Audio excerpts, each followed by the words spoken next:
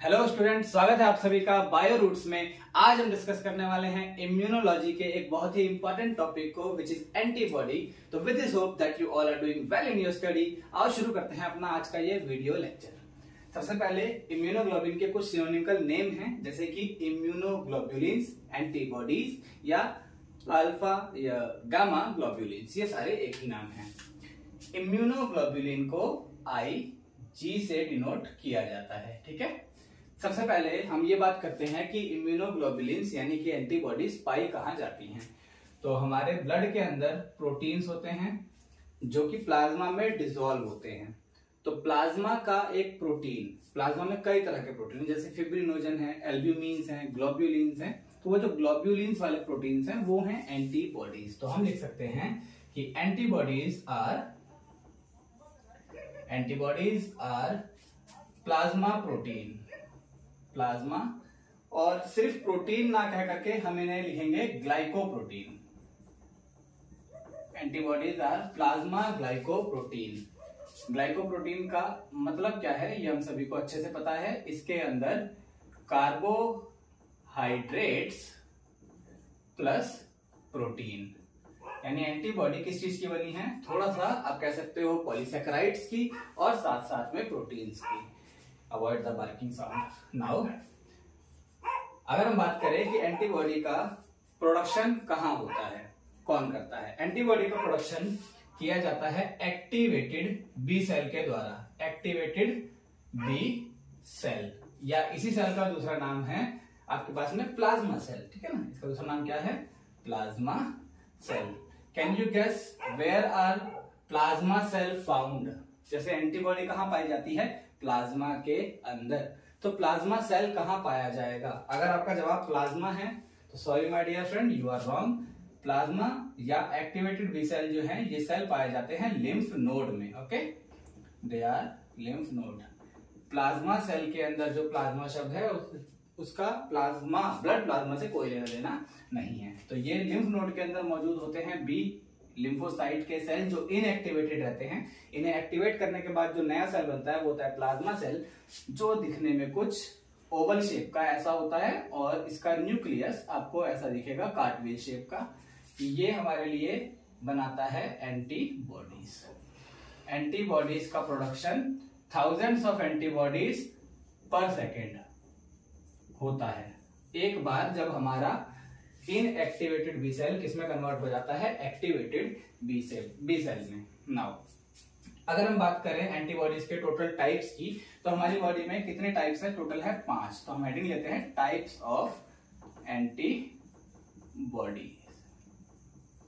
तो as we just discussed हमारे पास में कितने तरह की एंटीबॉडीज हैं, 5 तरह की।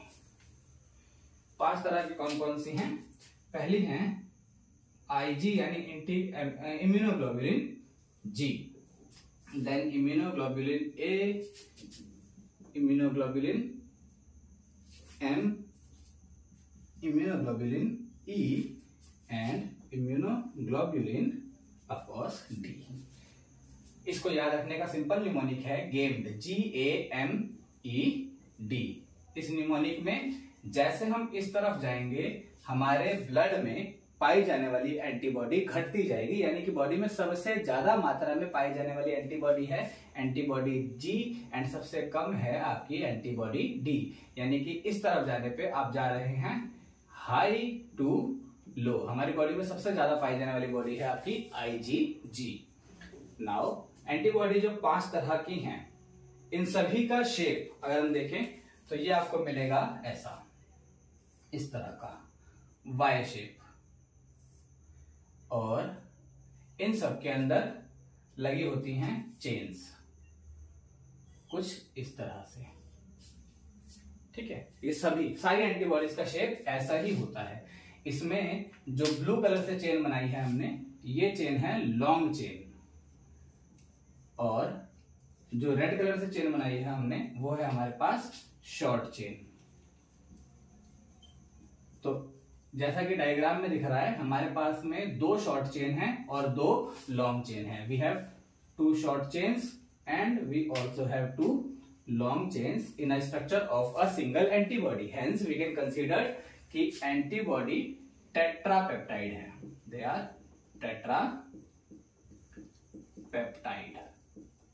बात करें अगर लॉन्ग चेन की, तो लॉन्ग चेन्स 5 तरह की हैं. कितनी तरह की हैं? 5 तरह की, जिनके बेस पे एंटीबॉडी को 5 नाम मिले हैं. तो पहला कौन सा है हमारा? IgG. G stand for gamma.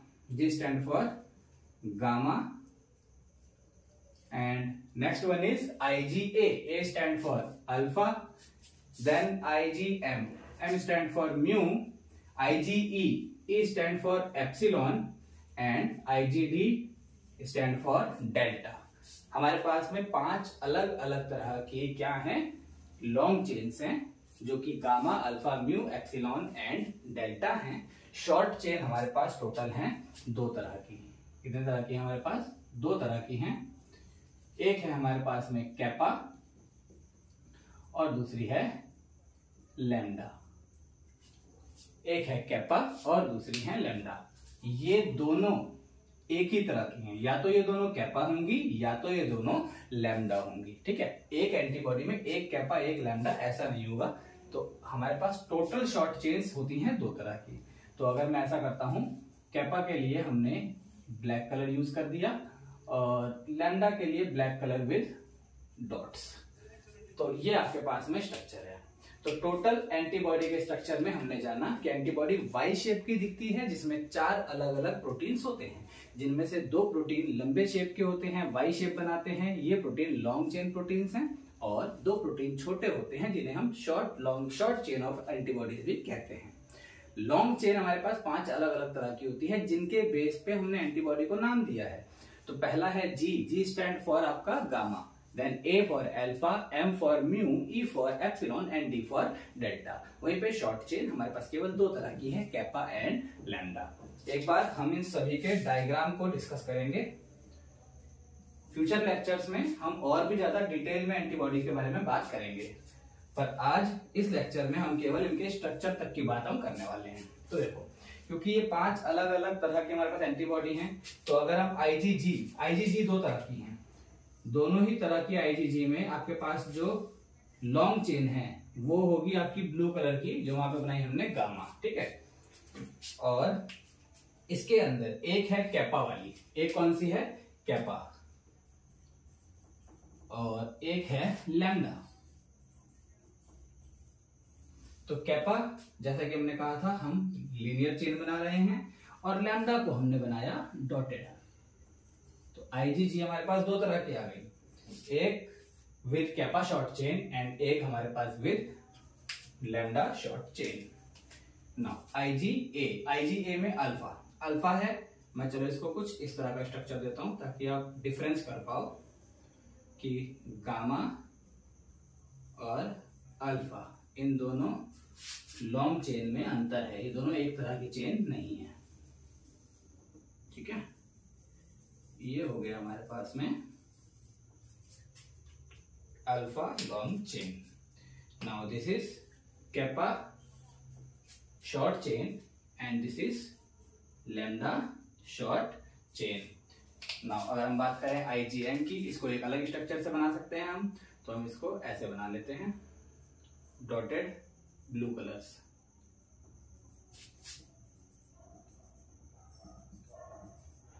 हम देखेंगे इसमें भी हमारे पास 2 तरह की होंगी. एक लीनियर चेन यानी कि कैसी? Kappa short chain. और एक डॉटेड चेन यानी कि कैसी? Lambda short chain. एब्सोल्युटली. इसमें देखते हैं IgE.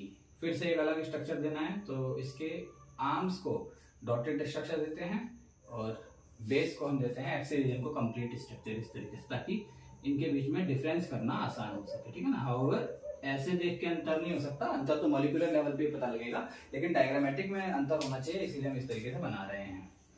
यहाँ पे भी हमारे पास में अलग अलग तरह की एंटीबॉडी हैं.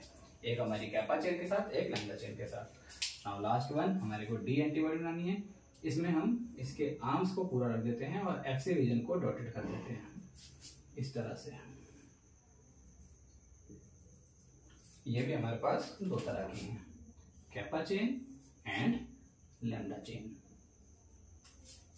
तो जैसा कि आप देख पा रहे हैं हमारे पास टोटल 5 तरह की एंटीबॉडी हैं। ये 5 टाइप ऑफ एंटीबॉडीज क्लासिफिकेशन किस बेस पे किया जा रहा है, ये हो रहा है on the basis of presence of long chain. ठीक है, 5 तरह की हो गई, gamma, alpha, mu, epsilon and delta. But in gamma में भी 2 तरह की हैं, एक वो वाली गामा आईजीजी जिसमें केवल कैपा शॉर्ट चेन है और एक वो वाली आईजीजी जिसमें केवल लैम्डा शॉर्ट चेन है। सेम है हमारे पास 5 to the 10, तो यानी हमारे पास में केवल 10 डिफरेंट टाइप ऑफ एंटीबॉडीज मौजूद हैं।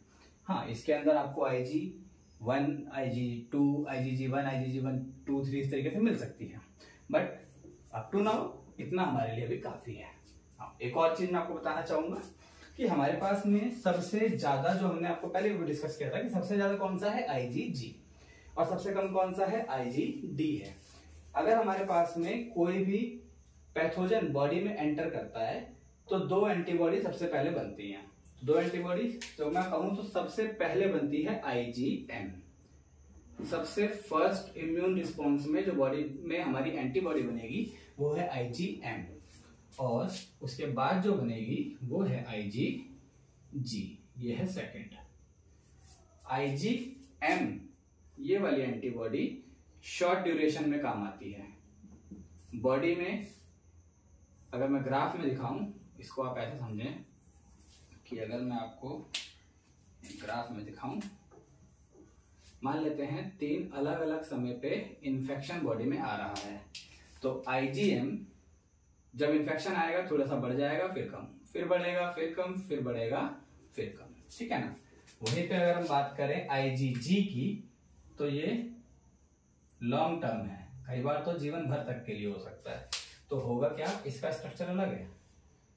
अगर सेम इन्फेक्शन है, देखो ये इन्फेक्शन 3 अलग अलग वायरस प्रोटीन के द्वारा नहीं है या बैक्टीरिया के द्वारा नहीं है, कोई भी एक ही पैथोजन है ना। पैथोजन जैसे मान लेते हैं कि वो एक बैक्टीरिया है, निमोनिया का बैक्टीरिया हो सकता है, HIV वायरस का प्रोटीन हो सकता है, कोई सा भी प्रोटीन है। हमारी बॉडी में जब पहली बार कोई प्राइमरी इन्फेक्शन होगा तो ये फर्स्ट इन्फेक्शन, फिर उसी बैक्टीरिया का सेकंड इन्फेक्शन, फिर उसी बैक्टीरिया का थर्ड इन्फेक्शन, और तीनों बार अलग अलग क्या बनी, IgM बनी, और हर बार बन के पीक होकर के कम हो जाती है। यानी IgM बनेगी और खत्म हो जाएगी, शॉर्ट ड्यूरेशन में काम करेगी। वहीं पे IgG की बात करें तो IgG मैं ब्लू कलर से बना लेता हूँ। IgG पहली बारी में बहुत कम बनेगी, लेकिन इसका लेवल बहुत कम गिरेगा, ज्यादा गिरेगा नहीं। दूसरी बारी में ठीक ठाक बनेगी, तीसरी बारी में बूस्ट कर जाएगी, यानी कि और ज्यादा बढ़ती जाएगी। तो अगर इसी के ऊपर ड्रॉ करूं तो आपको कुछ ऐसा ग्राफ मिलेगा, ये समझ रहे हैं। अगर हमने ब्लड टेस्ट किया और ब्लड टेस्ट में इस समय हमने ब्लड टेस्ट किया है जब पहली बार इन्फेक्शन हुआ है, तो बॉडी में IgG की मात्रा बहुत कम होगी। ये मैंने IgG ज्यादा बनाया, वैसे एक्चुअली में IgG और कम होना चाहिए, थोड़ा सा इतना। IgG की मात्रा बहुत कम होगी, IgM की मात्रा ज्यादा होगी। सेकेंड टाइम में आप देखोगे ठीक ठाक मात्रा में IgG है और IgM अभी भी कम है। और बहुत ज्यादा समय बाद अगर तीसरे इन्फेक्शन में देखोगे तो आपको मिलेगा IgM तो बहुत कम है, IgG बहुत ज्यादा है। सपोज करते हैं इन्फेक्शन अभी का नहीं है, इन्फेक्शन पुराना है, ठीक है, तो IgM तो इन्फेक्शन होने के कुछ समय बाद खत्म हो गई है। यानी कि अगर इस समय इस ड्यूरेशन में आके ब्लड टेस्ट किया जाए तो IgM मिलेगी ही नहीं, लेकिन IgG मिलेगी। तो IgG एंटीबॉडी अगर केवल हमारी बॉडी में दिख रही हैं तो वो एंटीबॉडी जिस किसी भी पैथोजन के लिए बनाई गई हैं, इसका मतलब वो पैथोजन हमारे पास प्रोलॉन्ग समय से है। आई होप ये आपको अभी तक समझ आया होगा। इसके बारे में डिटेल्ड स्ट्रक्चर टॉपिक वीडियोस पे आता रहेगा। तो अगर आपको कोई भी चैप्टर या वीडियो से रिलेटेड डाउट होता है तो आप कमेंट बॉक्स में पूछ सकते हैं। मैं मिलूंगा आपसे नेक्स्ट वीडियो में। Until stay tuned. जय हिंद।